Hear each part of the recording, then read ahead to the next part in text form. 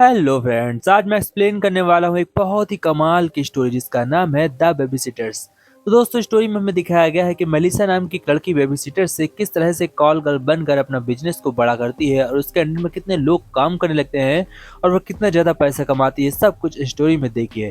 तो video start करते हैं और वीडियो को स्टार्ट करने से पहले वीडियो को लाइक या फिर डिसलाइक जरूर किया करिए।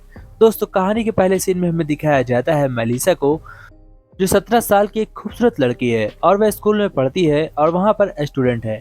हम देखते हैं कि उसे पार्ट टाइम पैसों की जरूरत होती है, इसलिए वह पार्ट टाइम बेबी सिटिंग का जॉब करती है। उसके साथ उसकी कुछ फ्रेंड्स भी होती हैं। लिली, बारबरा, एलेना होता है। अब हम देखते हैं कि वह अपनी सभी फ्रेंड्स को भी जॉब पर रखने के लिए बिल्कुल तैयार होती है। एक दिन हम देखते हैं कि वह बेबी सिटिंग के लिए स्कॉट नाम के एक आदमी के पास जाती है। यह आदमी बहुत ज्यादा हैंडसम है और वह मरीसा को देखते ही आश्चर्यचकित हो जाता है कि वह मरीसा की आंखों में ही झांकता रहता है। तभी हम देखते हैं स्कॉट की वाइफ लूसी को। लूसी बहुत ही खूबसूरत और अच्छी लेडी है। वह अपने बेटे को बहुत प्यार करती है, इसलिए वह मेलिसा को घर पर छोड़कर जा रही होती है क्योंकि आज उनके मैरिज एनिवर्सरी होती है। हम देखते हैं वह स्कॉट को लेकर मैरिज एनिवर्सरी मनाने के लिए एक होटल में जाती है, जहाँ पर स्कॉट और लूसी दोनों एंजॉय कर रहे होते हैं। इधर मेलिसा उस छोटे बच्चे का ध्यान रख रही होती है। पार्टी ओवर होने के बाद लूसी कुछ काम से बाहर चली जाती है और स्कॉट घर में अकेला आता है। लेकिन काम कैंसिल होने की वजह से लूसी भी पीछे से आ जाती है। फिर लूसी और स्कॉट दोनों एक साथ इस घर में होते हैं और लूसी स्कॉट से कहती है कि जाकर मेलिसा को घर छोड़ाओ। अब स्कॉट मेलिसा के साथ घर उसे छोड़ने के लिए जाता है, लेकिन साथ में वो बार पर रुक जाता है, जहाँ पर हम देखते हैं कि मेलिसा और स्कॉट दोनों आपस में बातचीत करते हैं और बातचीत के दौरान उन दोनों की बात बहुत ही गहराइयों तक पहुंच जाती है। स्कॉट बातों बातों में मेलिसा से बताता है कि मैं अपनी वाइफ के साथ खुश नहीं हूँ और मेरे दर्द मैं कैसे बयां करूँ। वह मलीसा से बातचीत करता है और फिर उसे घर लेकर आता है। हम देखते हैं कि वह मलीसा के घर जा रहा होता है। मलीसा के घर एंटर करता है और मलीसा उससे अपने घर में आने के लिए कहती है। अब हम देखते हैं कि दरवाजे पर ही दोनों खड़े होते हैं, जहाँ पर स्कॉट मलीसा को एक खूबसूरत सी किस करता है और फिर दोनों के बीच सब कुछ हो जाता है। अब उसके बाद हम देखते हैं स्कॉट को पछतावा होता है, लेकिन मलीसा कहती है कोई बात नहीं। तभी स्कॉट उसे एक्स्ट्रा पैसे देता है और मलीसा उन पैसों को लेकर घर आती है। अब यहाँ पर हम देखते हैं कि मलीसा की दिमाग की बत्ती जलती है। वो अपने दिमाग को चलाती है और सोचती है क्यों न इसे एक बिजनेस बनाया जाए। और इधर रात भर स्कॉट को नींद नहीं आती। सुबह मेलिसा अपने स्कूल जाती है। वहाँ पर वह सोच रही होती है सिर्फ और सिर्फ प्लान के बारे में, बिजनेस के बारे में। स्कॉट अपने काम में बिजी होता है, साथ ही मेलिसा भी अपने काम में बिजी हो जाती है। वह अपने कुछ दोस्तों को तैयार करती है और उनसे कहती है कि इसमें बहुत पैसा है, मुझे कल रात बहुत पैसे मिले। उसकी फ्रेंड उससे कहती है हाँ मुझे बताओ क्या बिजनेस है। तब वह उसे बताती है कि बेबी सिटिंग के जरिए हम लोगों को फंसाएंगे और उसके बाद उनका पैसा हड़पेंगे। यह प्लान बहुत ही अच्छा था, जो कि कारगर था। मलीसा बहुत ही खुश होती है और धीरे धीरे उसके साथ दो लड़कियां काम करने लगती हैं। अब मलीसा के पास बहुत पैसे आ रहे थे। मलीसा स्कॉट को फंसाती रहती है और लगातार पैसे कमाती जाती है, जिसमें कि हम देखते हैं कि स्कॉट भी लगातार उसके जाल में फंसता जाता है और उतनी गहराइयों तक बात पहुंच जाती है कि अब स्कॉट बाहर नहीं निकल सकता। साथ ही मलीसा की फ्रेंड मलीसा के साथ काम कर रही थी, इसलिए वो भी उसके गंदे कामों में फंसते चली जाती हैं। अब उनके पास भी बाहर आने का कोई रास्ता नहीं होता। तभी एक दिन सभी को पता चल जाता है कि मलीसा ऐसा काम करती है। फिर उसके पास कस्टमर की लाइन लग जाती है।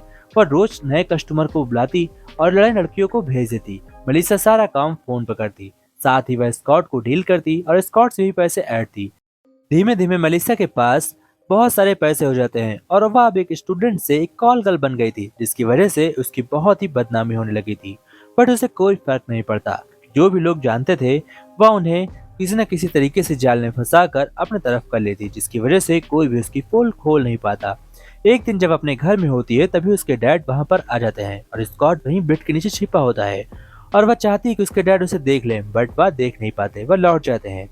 अब कहानी में आगे ट्विस्ट आता है और हमें नए सीन दिखाए जाते हैं, जहाँ पर मेलिसा की भेजी गई लड़कियां आदमियों के साथ आराम करने में हिचकिचाती हैं क्योंकि उनकी उम्र बहुत ज्यादा थी।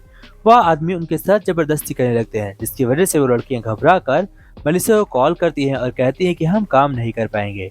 लेकिन मेलिसा उनसे रिक्वेस्ट करती है और कहती है इससे कस्टमर टूट जाएगा और हमें पैसे नहीं मिलेंगे। और वो कस्टमर लगातार मेलिसा के पास कॉल कर रहे होते हैं और उससे कहते हैं कि मेरे पैसे कहाँ हैं।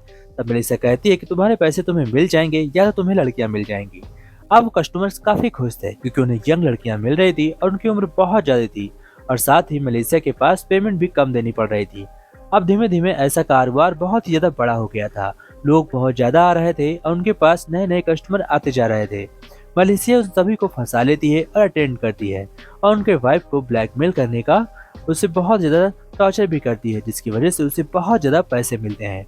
वो बहुत ही खुश होती है। एक दिन हम देखते हैं कि मलेशिया इस काम में पकड़ी जाने वाली होती है। तभी उसकी फ्रेंड उसे कॉल कर देती है और उसे अलर्ट कर देती है।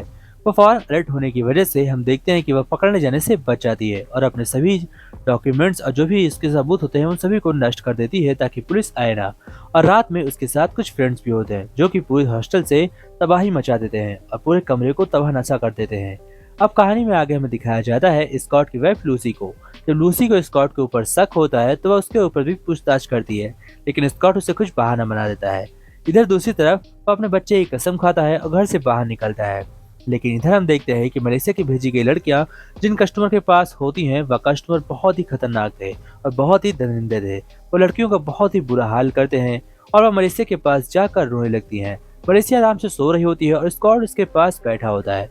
जब उसे होश आता है तो वह लड़कियों की कॉल देखती है और फौरन जाकर उनसे बातचीत करने की कोशिश करती है। साथ ही वह स्कॉट को भी ले जाती है। स्कॉट को जब पता चलता है कि मलेशिया काम कर रही है तो और ज्यादा खुश होता है। उसे कोई टेंशन नहीं थी। दूसरी तरफ एक देखते हैं कि एक ऑनर होता है जो कि रूम ऑनर होता है। वह लड़कियों के साथ भी गलत कर रहा था क्योंकि उसे कोई पैसे नहीं देने रहे थे। वह अपने होटल में मलेशिया के साथ मिलकर काम कर रहा था, जिसकी वजह से उसके लिए सेवाएं फ्री थी। अब कहानी में और ट्विस्ट आता है जो हम देखते हैं कि सही लड़कियां रोने लगी थी और मलेशिया के साथ काम करने से मना कर देती है। मलेशिया बहुत ही ज्यादा डिप्रेशन में चली जाती है और वह जबरदस्ती एक लड़की को काम करने के लिए कहती है और साथ ही वह उसे बहुत ज्यादा मारती भी है और यह बहुत ही खतरनाक सीन होता है। स्कॉट ये सब करने से मना करता है लेकिन वह स्कॉट की भी नहीं सुनती। स्कॉट गुस्सा होकर घर आ जाता है और वह लूसी के साथ टाइम स्पेंड करने लगता है। दूसरी तरफ हम देखते हैं कि मलेशिया अकेले पड़ जाती है और उसे कुछ भी समझ में नहीं आ रहा था। फिर वह स्कॉट को अपने जाल में फंसाती है और उसे बुलाती है। स्कॉट उससे कहता है ठीक है, लेकिन तभी वहाँ पर पुलिस वाला आ जाता है। वह स्कॉट से पूछताछ करने लगता है। वह घबरा जाता है और उसके साथ घर चला जाता है। अब यहाँ पर मलेशिया अकेले फंस जाती है।